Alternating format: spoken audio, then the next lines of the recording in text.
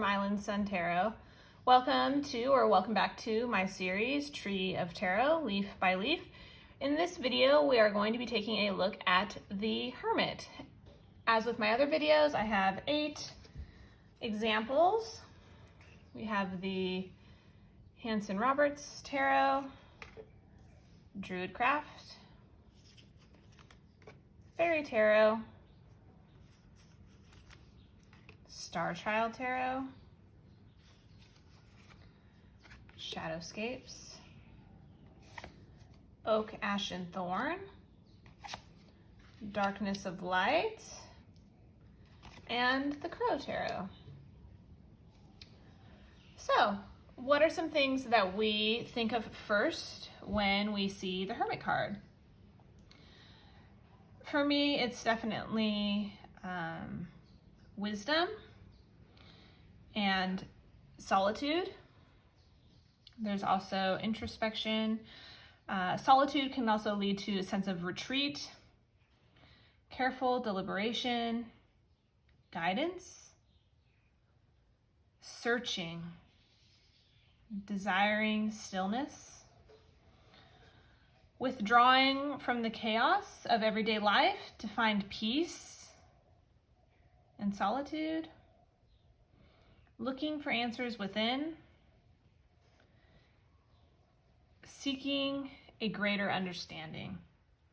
Now, so back in 1750 in a cartomancer deck, the Hermit was titled the Old Man, which I think is interesting. I do kind of like the Merlin reference, but I do find the cards, well, these animal cards are gorgeous as well. And this wise woman in this Hermit card is one of my hands down absolute favorite Hermit cards.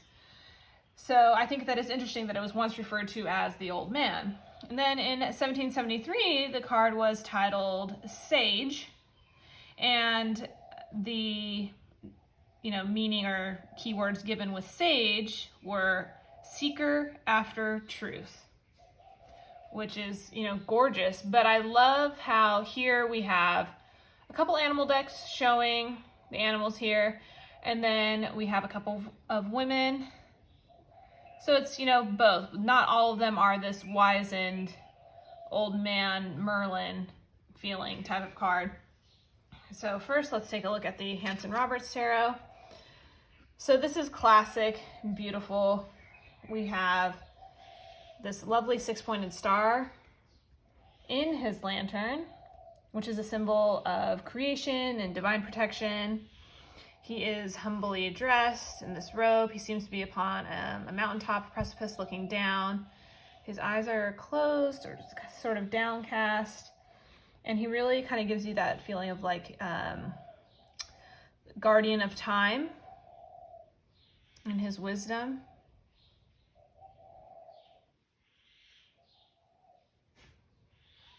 Just, very humble. And I love that in a lot of these cards with the robes. So next we'll take a look at the DruidCraft. So this one, references Merlin or, a druid sage. We have sort of this, the sun setting, night taking over the card. I do love for this one how there is a, familiar companion, this wolf companion animal, which could be a symbol, this particular wolf could be a symbol of self-containment, inner wisdom, and power. And I feel like when you look at this card, you could almost feel the silence on the top of this rock as he stands and looks out. And that silence gives you the sense of solitude, which is really beautiful. And maybe within that, he can discover new pieces of his soul that he hasn't recognized before. But I really love this animal companion that's there for this journey.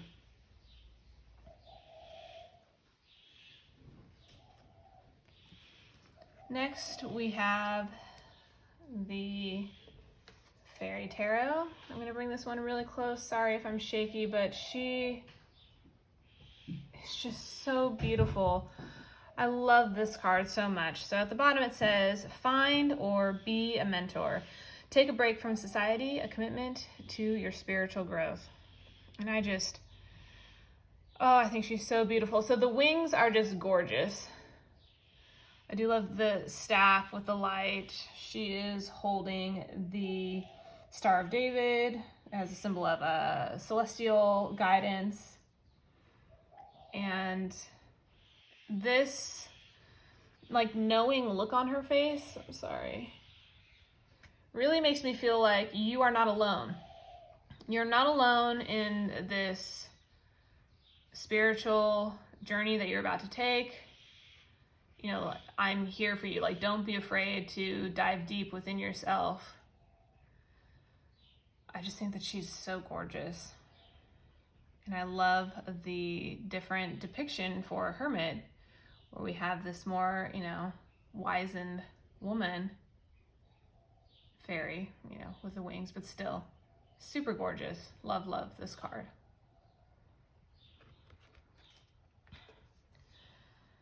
And then we have the Starchild Tarot. Now this one has been renamed Serenity, which, you know, it works.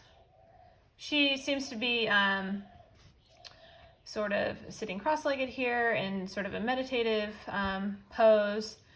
The card is quite simple with this plain sort of hill behind. The moon is lovely, but then there seems to be a lake. Everything is reflected within the lake.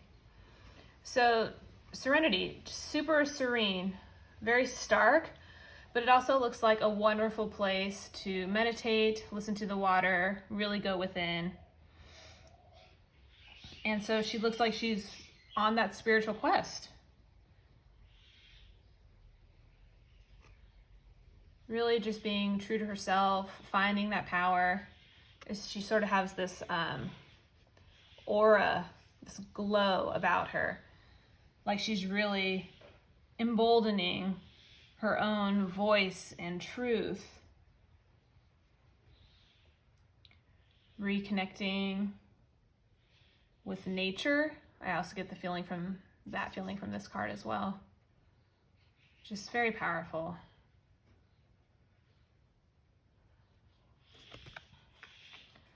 Next, we'll look at the Shadowscapes.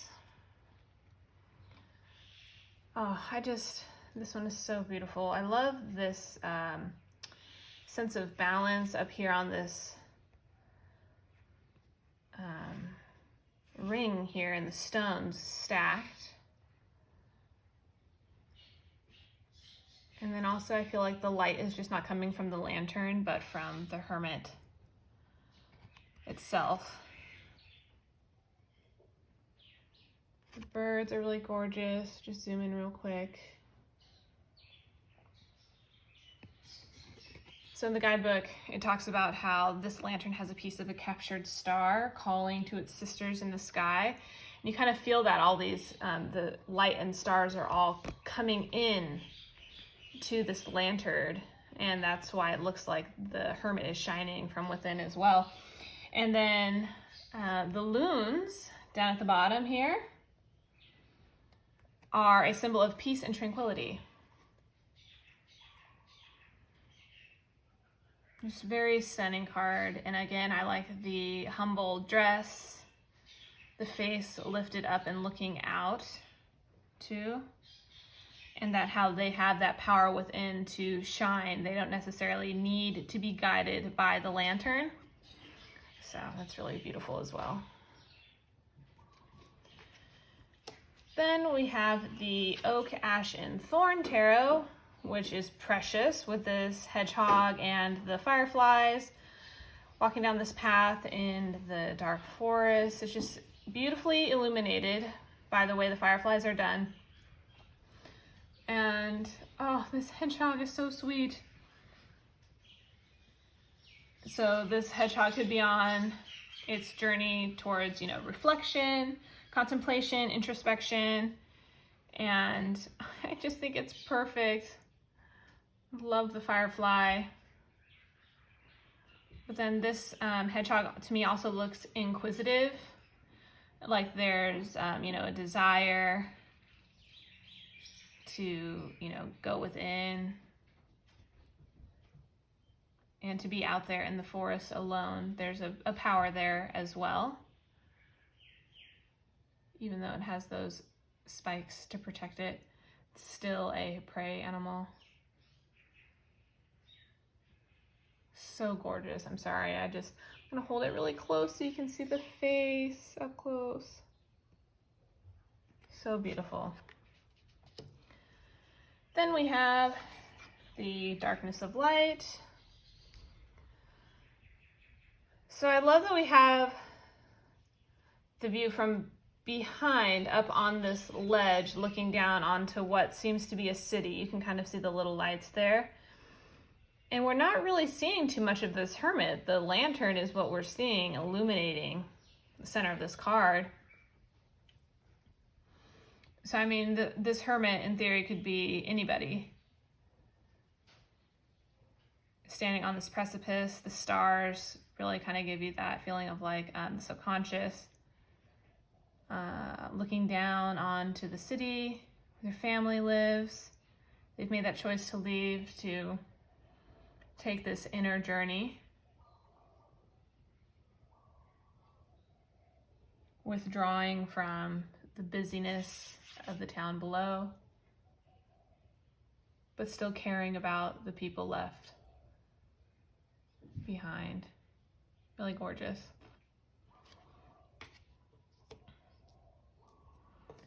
Then we have the Crow Tarot. I really love this one. So I feel like this tree is so gnarled and twisted. It looks ancient to me, like this crow and tree could be having a conversation about life, anything really. This tree could be passing on its wisdom to the crow. It feels very sacred, and there's that opening up and sharing of knowledge and wealth of information. And I really just love the feeling of wise, like wise tree and the wisdom that could be shared between the two. And then I love the snow. I absolutely love the snow in this one. Really gives you the feeling of purity and innocence. I think it's so gorgeous. I love the tree incorporated.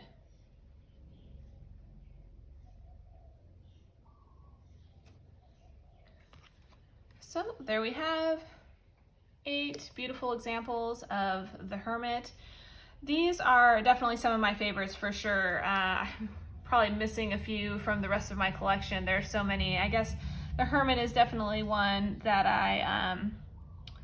that's not my make it or break it card when I purchase a deck, but I definitely do look for the Hermit, and I like to see certain things or whatnot. Anyways. Thank you so much for watching. I really hope that you enjoyed this, and please leave in the comments below your favorite Hermit cards, what decks they're from, and why you love it so much. I'll see you in the next one. Bye.